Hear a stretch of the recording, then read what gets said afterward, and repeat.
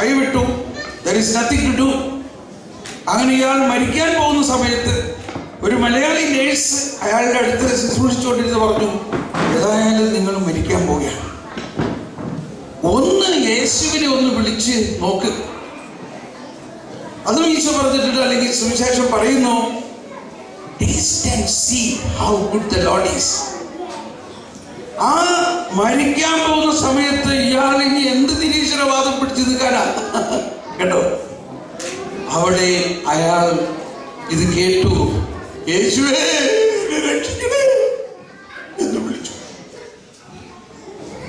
കുട്ടിനെ അയാളുടെ ശരീരത്തിൽ ദൈവത്തിന്റെ അത്ഭുതകരമായ അനുഭവം ഉണ്ടാകുകയും അയാളുടെ രോഗം മാറുകയും അയാൾ മരിക്കാതെ യേശുവിന് വലിയ സാക്ഷിയായി മാറുകയും.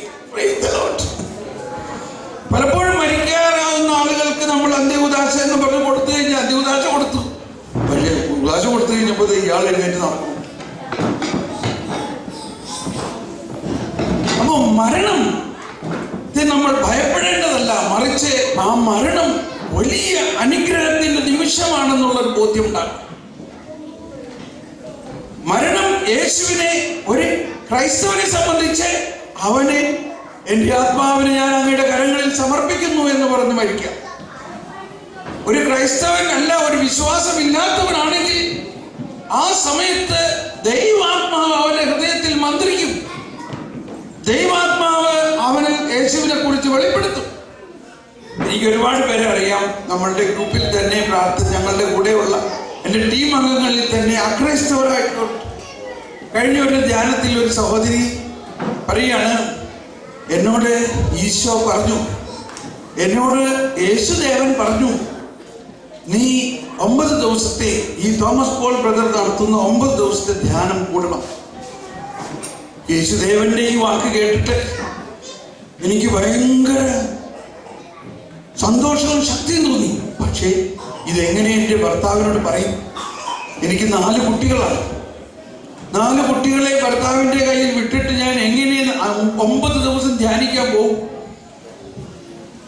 എൻ്റെ മനസ്സിൽ ഈ അലച്ചിൽ കേട്ടിട്ട് ഭർത്താവ് എന്നോട് ചോദിച്ചു, എന്താ നിങ്ങളെ വിഷമിപ്പിക്കുന്നേ?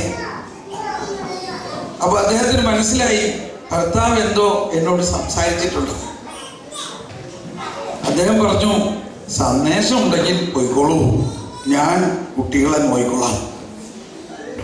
രമ നായർ എന്നാണ് ഇവരുടെ പേര്.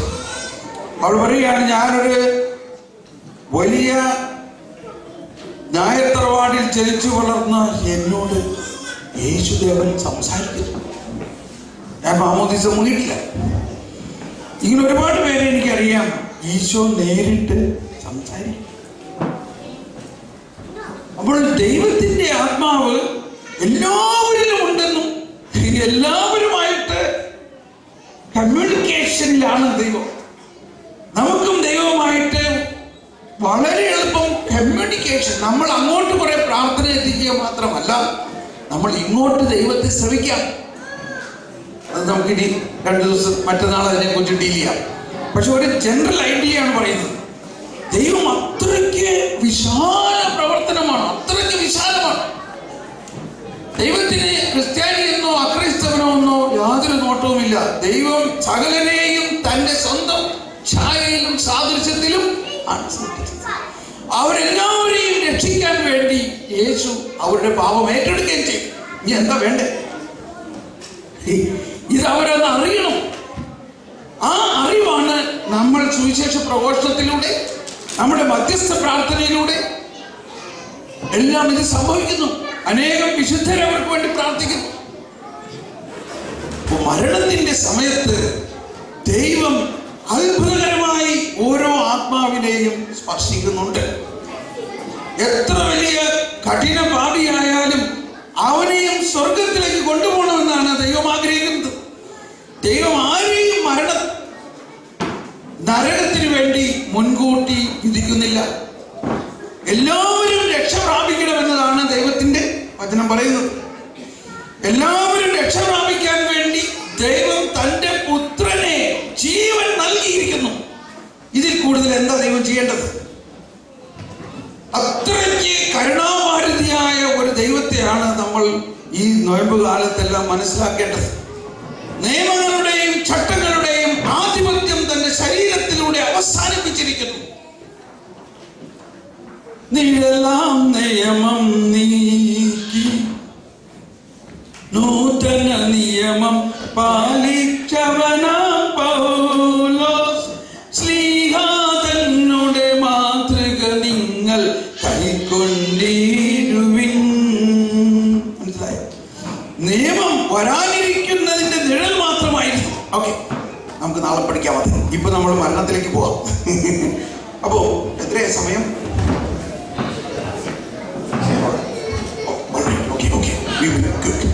അപ്പോ മരണം എന്നത് യേശുക്രിസ്തുവിൽ വെളിവാക്കപ്പെട്ട രക്ഷാകര കൃപാവരത്തെ സ്വീകരിക്കുന്നതിനും തിരസ്കരിക്കുന്നതിനുമുള്ള അവസാന നിമിഷം.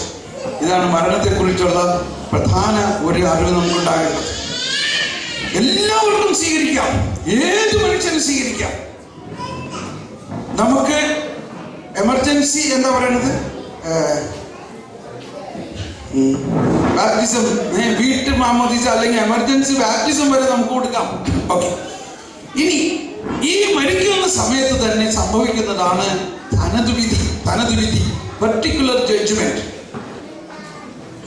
വിധിയെ പറ്റി പുതിയ നിയമം പറയുന്നത്, ഒന്നാമതായി യേശുവിന്റെ ദ്വിതീയ ആഗമന വേളയിൽ ഉണ്ടാകുന്ന അന്തിമ വിധിയെക്കുറിച്ചും അന്തിമ സമാഗമത്തിന്റെ പശ്ചാത്തലത്തിലാണ്. എന്നാൽ ഓരോ വ്യക്തിയും മരണം കഴിഞ്ഞ ഉടനെ തന്നെ തന്റെ പ്രവൃത്തികൾക്കും വിശ്വാസത്തിനും അനുസൃതമായ പ്രതിഫലം സ്വീകരിക്കുന്നുവെന്നും പലപ്പോഴും ഉറപ്പിച്ചു പറയുന്നുണ്ട്. ദരിദ്രനായ ലാസറിന്റെ ഉപമയും ക്രിസ്തു കുരിശിൽ കിടന്ന് നല്ല കള്ളനോട് പറഞ്ഞ വാക്കുകളും അതുപോലെ തന്നെ പുതിയ നിയമത്തിലെ മറ്റു പല ഭാഗങ്ങളും ആത്മാവിന്റെ ഭാഗധേയത്തെ പറ്റി, ഓരോരുത്തർക്കും വ്യത്യസ്തമായാവുന്ന അന്തിമ ഭാഗധേയത്തെ പറ്റി പറയുന്നുണ്ട്. ഓരോ മനുഷ്യനും, ഒന്ന് കൈവീശി എല്ലാവരും, ഓരോ മനുഷ്യനും തന്റെ മരണത്തിന്റെ നിമിഷത്തിൽ തന്നെ സ്വജീവിതത്തെ ക്രിസ്തുവിനോട് ബന്ധപ്പെടുത്തി തന്റെ അമർത്യമായ ആത്മാവിൽ തന്റെ ശാശ്വത പ്രതിഫലം സ്വീകരിക്കുന്നു. ഒരു ശുദ്ധീകരണ പ്രക്രിയയിലൂടെയോ നേരിട്ടോ സൗഭാഗ്യത്തിലേക്കുള്ള, അതായത് സ്വർഗത്തിലേക്കുള്ള പ്രവേശനം, അല്ലെങ്കിൽ നേരിട്ടോ ശാശ്വതവുമായ ശിക്ഷയിലേക്കുള്ള പ്രവേശനം. ക്ലിയർ? ഇത് ഇനി ബാക്കിയുള്ളതും കൂടി വായിക്കുക. എന്തെങ്കിലും സംശയം ഉണ്ടെങ്കിൽ നിങ്ങൾ എന്നോട് ചോദിച്ചാൽ മതി കേട്ടോ. നാളെ നമുക്കത് ക്ലിയർ ആക്കാം. It should be clear. ഇത് ക്ലിയർ ആയി കഴിയുമ്പോൾ നമുക്ക് ഭയങ്കര ഒരു ശക്തി കിട്ടും വിശ്വാസത്തിന്റെ. സ്വർഗം എന്നാൽ എന്താണ്? ദൈവത്തിന്റെ കൃപാവരത്തിലും സൗഹൃദത്തിലും മരിക്കുകയും പൂർണ്ണമായി വിശുദ്ധീകരിക്കപ്പെടുകയും ചെയ്യുന്നവർ ക്രിസ്തുവിനോടുകൂടെ എന്നേക്കും ജീവിക്കുന്നു. അവർ എന്നേക്കും ദൈവത്തെ പോലെയാണ്. എന്തെന്നാൽ അവിടെ നിന്നായിരിക്കുന്നത് പോലെ അവർ അവിടുത്തെ മുഖാമുഖം കാണുന്നു. സ്വർഗം എന്നത് പരിശുദ്ധ ത്രിത്വത്തോടൊപ്പമുള്ള പൂർണ്ണമായ ഈ ജീവിതം, കന്യാമറിയത്തോടും മാലാഖമാരോടും എല്ലാ വിശുദ്ധരോടും ത്രിത്വത്തോടുള്ള ജീവന്റെയും സ്നേഹത്തിന്റെയും സംസർഗത്തെ സ്വർഗമെന്ന് വിളിക്കുന്നു. ഒന്നുകൂടി വായിക്കാം. എന്താണ് സ്വർഗം? ഒന്ന് കൈവീശി എല്ലാവരും. യെസ്, എന്താണ് സ്വർഗം? പരിശുദ്ധ ത്രിത്വത്തോടൊപ്പമുള്ള പൂർണ്ണമായ ഈ ജീവിതം, കന്യാമറിയത്തോടും മാലാഖമാരോടും എല്ലാ വിശുദ്ധരോടും ഒപ്പമുള്ള ത്രിത്വത്തോടുള്ള ജീവന്റെയും സ്നേഹത്തിന്റെയും സംസർഗത്തെ സ്വർഗമെന്ന് വിളിക്കപ്പെടുന്നു. അഗാധതമങ്ങളായ മാനുഷിക അഭിലാഷങ്ങളുടെ പരമാന്ത്യവും നിറവേറ്റലുമാണ് സ്വർഗം. പരമവും സുനിശ്ചിതവുമായ സന്തോഷത്തിന്റെ അവസ്ഥയാണിത്. വലിയ സന്തോഷത്തിന്റെ അവസ്ഥയാണിത്. സ്വർഗത്തിൽ ജീവിക്കുക എന്നത് ക്രിസ്തുവിനോടുകൂടി ആയിരിക്കുക എന്നതാണ്. തിരഞ്ഞെടുക്കപ്പെട്ടവർ അവിടെ നിന്ന് ജീവിക്കുന്നു. ഓക്കെ, അപ്പൊ ഇതാണ് സ്വർഗം. ഇനി ശുദ്ധീകരണ സ്ഥലം എന്ന് പറഞ്ഞാൽ എന്താ? ദൈവത്തിന്റെ കൃപാവരത്തിലും സൗഹൃദത്തിലും മരിക്കുന്നവർ പൂർണ്ണമായി വിശദീകരിക്കപ്പെട്ടവരല്ലെങ്കിലും നിത്യരക്ഷയുടെ ഉറപ്പ് നേടിയവരാണ്. എന്നാൽ സ്വർഗീയ ആനന്ദത്തിലേക്ക് പ്രവേശിക്കുവാൻ ആവശ്യമായ വിശുദ്ധി നേടുന്നതിന് വേണ്ടി അവർ മരണാനന്തരം ശുദ്ധീകരണത്തിന് വിധേയമാകും. ശുദ്ധീകരണ സ്ഥലത്തിലേക്ക് പോകുന്നവർ അതൊരു സ്ഥലമല്ല, അത് ഈ സ്വർഗത്തിന്റെ ആ ത്രിത്വൈക ദൈവവുമായിട്ടുള്ള പൂർണ്ണ ലയനത്തിന് ആവശ്യമായ വിശുദ്ധീകരണമാണ്. നമ്മൾ ഈ ലോകത്തിൽ ആയിരിക്കുന്നിടത്തോളം, ഈ ശരീരത്തിൽ ആയിരിക്കുന്നിടത്തോളം നമ്മുടെ ആത്മാവിന് പൂർണ്ണ വിശുദ്ധീകരണം കിട്ടില്ല. നമ്മുടെ ആത്മാവ് ശരീരത്തെ വിട്ടുകഴിഞ്ഞാൽ പിന്നെ നമ്മുടെ ആത്മാവിന് പാപം ചെയ്യാൻ പറ്റില്ല. പോയിന്റ് അല്ലേ? ഇപ്പൊ ഞാൻ ചിലപ്പോ കണ്ടിട്ടുണ്ട്, ചിലവർ മരിക്കുന്ന സമയത്ത് ആ മരിക്കുന്നതിന് തൊട്ട് മുമ്പ് വരെ പെട്ടെന്ന് നമ്മളോട് ദേഷ്യപ്പെടാറുണ്ട്. അതായത് ആ വാസന നമ്മളിൽ നിൽക്കുകയാണ്, പക്ഷേ അന്ത്യഉദാഹരണം എല്ലാം കൈക്കൊണ്ട് കർത്താവിൽ നിദ്ര പ്രാപിക്കുകയാണ്. പക്ഷെ ദേഷ്യം കൂടില്ല എപ്പോഴും. എന്ന് പറഞ്ഞാൽ നമ്മുടെ ശരീരത്തിന്റെ വാസന ആത്മാവിനെ മതിക്കുന്നു. അപ്പോൾ എന്നാൽ മരണശേഷം പിന്നെ ശരീരത്തിന് ആത്മാവുമായിട്ട് ആ സമയത്ത് ബന്ധമില്ല. ആ ആത്മാവ് പൂർണ്ണ വിശുദ്ധീകരണത്തിന് സാധ്യതയുണ്ടപ്പോൾ അപ്പോഴേ സാധിക്കുള്ളൂ. ആ മരണശേഷമുള്ള വിശുദ്ധീകരണത്തിനെയാണ് ഈശോ മറ്റൊരു പറഞ്ഞിട്ടുണ്ട്, പരിശുദ്ധാത്മാവിനെതിരായി പാപം ചെയ്താൽ ഈ ലോകത്തിലും പരലോകത്തിലും ക്ഷമിക്കപ്പെടുകയില്ല. ഇപ്പൊ നമുക്കൊരു ചോദ്യമാണ്, എന്താണ് ആ പാപം? അതൊരു പ്രത്യേക പാപമല്ല, മറിച്ച് പരിശുദ്ധാത്മാവാണ് ദൈവത്തിന്റെ ക്ഷമ നമുക്ക് നൽകുന്നത്. ആ പരിശുദ്ധാത്മാവിനോട് നമ്മൾ സഹകരിക്കുന്നില്ലെങ്കിൽ ദൈവത്തിന്റെ ആ ക്ഷമ നമുക്ക് ലഭിക്കുന്നില്ല. ഞാൻ നിങ്ങളോട് പറയുകയാണ്, എനിക്ക് നിങ്ങൾക്കൊരു സമ്മാനം തരാനുണ്ട്. 1000 പൗണ്ടുമായിട്ട് ഞാൻ വരികയാണ്. പക്ഷെ നിങ്ങൾ കഥകൾ തുറക്കുന്നില്ലെങ്കിൽ ഞാൻ എങ്ങനെ അകത്ത് കയറും? പരിശുദ്ധാത്മാവാണ് ദൈവത്തിൽ നിന്ന് വരുന്ന എല്ലാ ക്ഷമയും, നമ്മുടെ എല്ലാ പാപങ്ങളും ക്ഷമിച്ച് ക്ഷമ നമുക്ക് നൽകുന്നത് പരിശുദ്ധാത്മാവിന്റെ പ്രവർത്തനമാണ്. പക്ഷെ ആ പരിശുദ്ധാത്മാവിനെ നമ്മൾ തിരസ്കരിക്കുകയാണെങ്കിൽ, അതായത് രക്ഷാകര പദ്ധതിയെ തിരസ്കരിക്കുകയാണെങ്കിൽ, അതാണ് ആ പരിശുദ്ധാത്മാവിനെതിരായിട്ടുള്ള പാപം.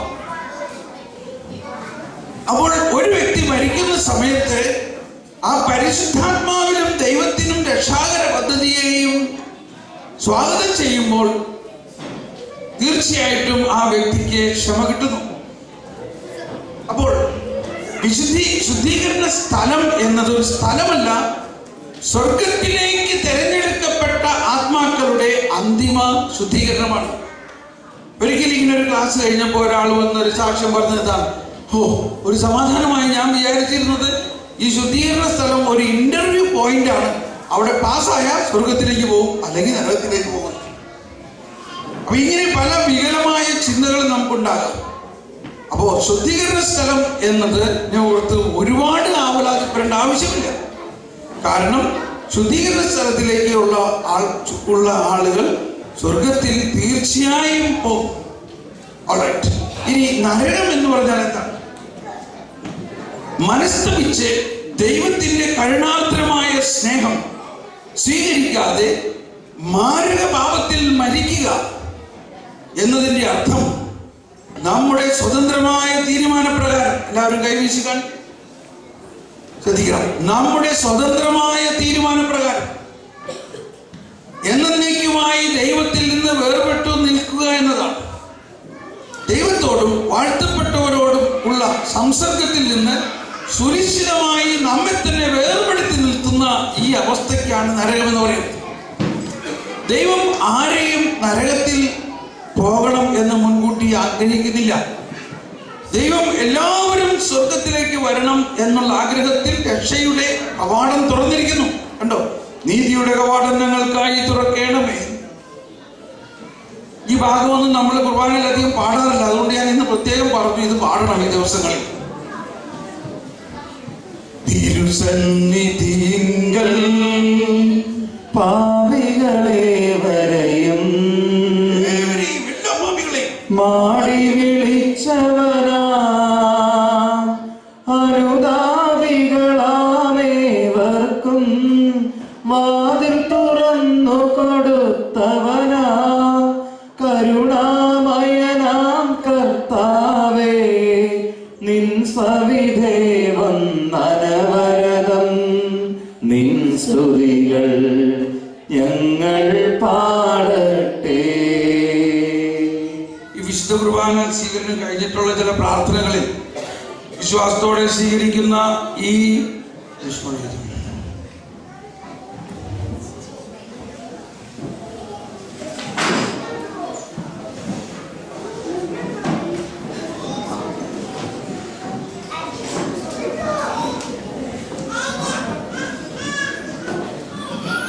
ഞങ്ങളുടെ കർത്താവേ, വിശ്വാസപൂർവ്വം ഞങ്ങൾ സ്വീകരിച്ച ദിവ്യ രഹസ്യങ്ങൾ ഞങ്ങളുടെ കടങ്ങളുടെ പൊറുതിക്ക് കാരണമാകട്ടെ.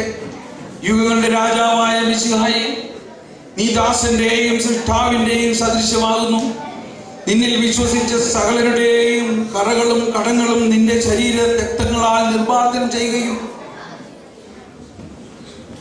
ക്ഷമിക്കുകയും ചെയ്ത് നീ മഹത്വപൂർണനായി പ്രത്യക്ഷപ്പെടുമ്പോൾ മനോവിശ്വാസത്തോടെ നിന്നെ എതിരേൽക്കുവാൻ സ്വർഗീയ ഗണങ്ങളോടുകൂടെ നിന്നെ സ്തുതിക്കുവാനും ഞങ്ങളെ യോഗ്യരാക്കണമേ. അതാണ് ഓരോ വിശുദ്ധ കുർബാനയും നമുക്ക് ലഭിക്കുന്നത്. പിന്നെ നമ്മൾ എന്തിനാ വിഷമിക്കണേ? ഈ വലിയ രഹസ്യത്തിൽ നമ്മൾ വിശ്വസിക്കണം. ഈ നീതിയുടെ കവാടം നമുക്കായി തുറന്നിരിക്കുന്നു. എന്നാൽ ഇത്രയും നീതിയുടെ കവാടം തുറന്നിട്ടും അതിനെ തിരസ്കരിച്ചുകൊണ്ട് എനിക്ക് വേണ്ട, എനിക്ക് വിശ്വാസം വേണ്ട, ഞാൻ ഇങ്ങനെ തന്നെ ജീവിച്ചോളാം എന്ന് വാശി പിടിച്ച് ദൈവത്തെ തിരസ്കരിച്ച് പാപത്തിൽ കഴിയുന്നവരാണ് നരകത്തിലേക്ക് പോകുക. ഞാൻ ആരെയും കണ്ടിട്ടില്ല അങ്ങനെ ഇതേവരെ. ഒരുപക്ഷെ നമ്മൾ കാണുന്നുണ്ടാകും അങ്ങനെ വളരെ ഭയാനകമായ പാപത്തിൽ ജീവിക്കുന്നവർ. പക്ഷേ അവരും അന്ത്യനിമിഷത്തിൽ നമ്മുടെ പ്രാർത്ഥനയിലൂടെ മാനസാന്തരത്തിലേക്ക് വരണം എന്നല്ലേ നമ്മുടെ ആഗ്രഹം? അതാണോ നമ്മുടെ ആഗ്രഹം? അതാണോ നമ്മുടെ പ്രാർത്ഥന? അതാണോ മാതാവ് പ്രാർത്ഥിക്കുന്നത്? അതാണോ യേശു പ്രാർത്ഥിക്കുന്നത്? എന്ന് പറയുമ്പോൾ നരകം ഇല്ല എന്നല്ല നമ്മൾ പറയുന്നത്. നരകം തീർച്ചയായും ഉണ്ട്. പക്ഷെ നരകത്തിലേക്ക് ആര് പോകുന്നു എന്ന് നമുക്കറിയില്ല. ദൈവം ആഗ്രഹിക്കുന്നത് ആരും നരകത്തിൽ പോകരുതെന്ന് തന്നെയാണ്. എന്ന് പറഞ്ഞാൽ ദൈവം ആഗ്രഹിക്കുന്നത് എല്ലാവരും രക്ഷിക്കപ്പെടണമെന്നാണ്. കുറച്ചു ദിവസം മുമ്പ് കഴിഞ്ഞ വിസിറ്റിന് ഞാൻ ഇവിടെ UK വന്നപ്പോൾ ഒരു 10-12 വയസ്സായ ഒരു കുട്ടിയെ പ്രാർത്ഥിക്കാൻ കൊണ്ടുവന്നു. ശരീരത്തിൽ എന്തോ എസ്കിമെന്തോ അങ്ങനത്തെ. അപ്പൊ ഇവൻ ഈ പ്രാർത്ഥിക്കുന്ന നേരത്തൊക്കെ എന്നോട് എന്തോ ചോദിക്കണമെന്ന് അവന് തോന്നുന്നുണ്ട്. പക്ഷേ അവൻ ഇടയ്ക്ക് അമ്മേനെ നോക്കിയിട്ട് ചോദിക്കണേ